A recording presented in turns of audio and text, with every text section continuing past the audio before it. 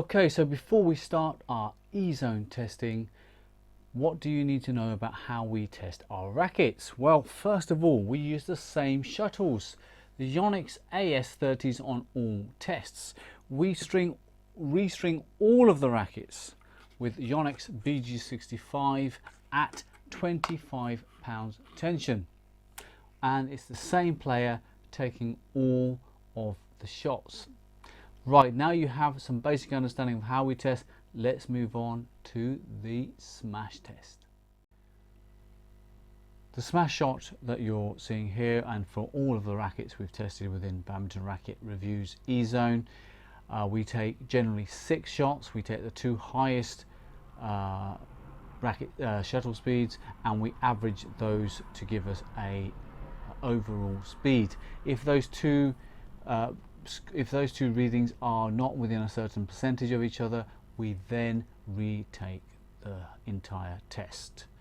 This shot measures the shuttle speed coming off the racket head, and also if you go across to the E-zone, you'll see a picture similar to the one you're looking at on the screen now, which accompanies every single racket within the E-zone, so that's nearly 650 or more rackets, with this kind of smash JPEG showing you the racket head speed, the shuttle speed, the distance, and the approximate repulsion of the racket.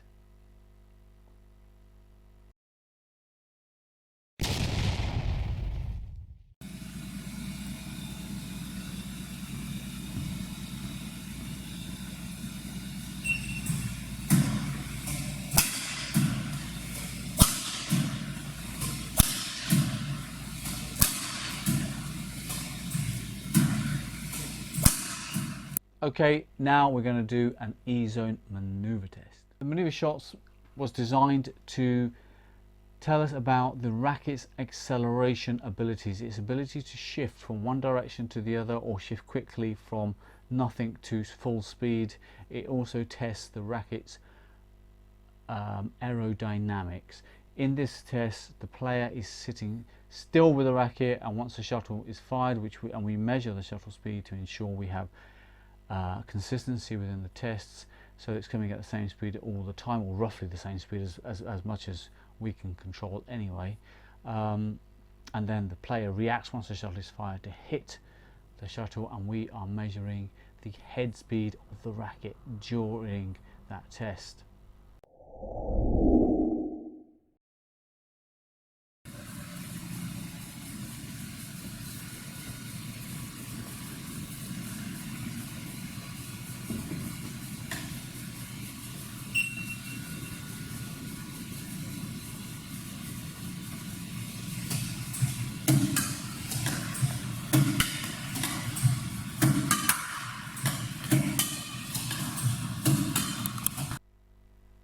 Okay, so they're done. Now it's E-zone control test time. The control test is a simplistic test. We've thought many times if there was any other better way of creating a test where we are focusing on the control of the racket and able to score it, and we so far haven't come up with anything better. So this control test is essentially a test where we have 14 shots taken. You're not seeing all the shots on the control video. We generally film half or less of the shots taken. The green bucket here scores maximum, the grey scores slightly less, and anything in the net or out scores nothing at all.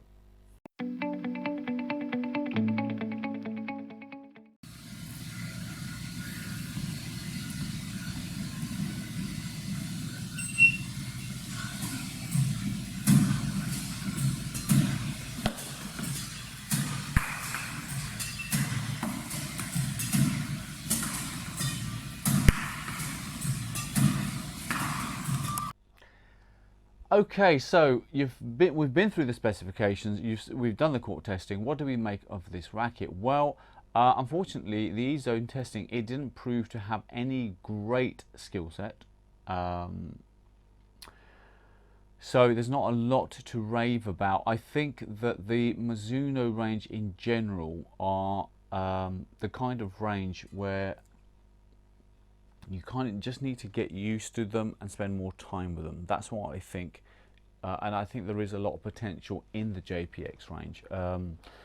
Certainly the positives I'd say about the JPX are it's friendlier, and they are generally friendlier and easier to use than the Astrox range. They're not quite as lively as, say, some of the Kawasaki rackets we've recently done. Like the King K9 is a really decent racket. The Honor S6 has huge power. The Goosen Gravitas, the Adidas, well, at the very least, the Wurth P8, all in the sort of higher end price range. If you are sort of comparing this to the Leanings and the Yonex, well, the Leaning turbocharging 70 Instinct is a better racket at the sort of similar price range, slightly less perhaps.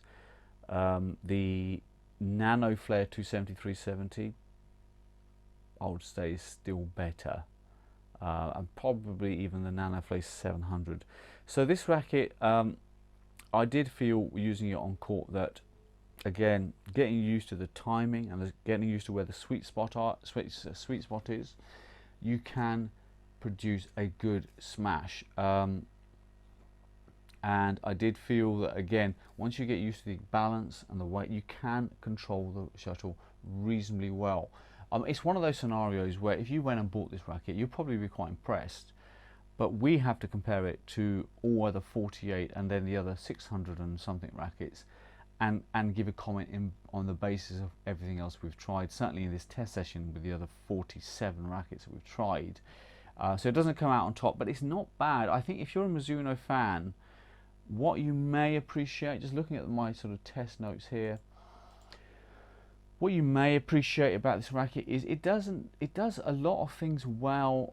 It does a lot of things okay, and where I found it to be reasonably good is in repulsion. And once I got used to the hang of the racket, I found the control levels of Mizuno rackets, again similarly to Leaning, very stable. So you do manage to get a nice level of control from the racket, and I did really appreciate that in using this.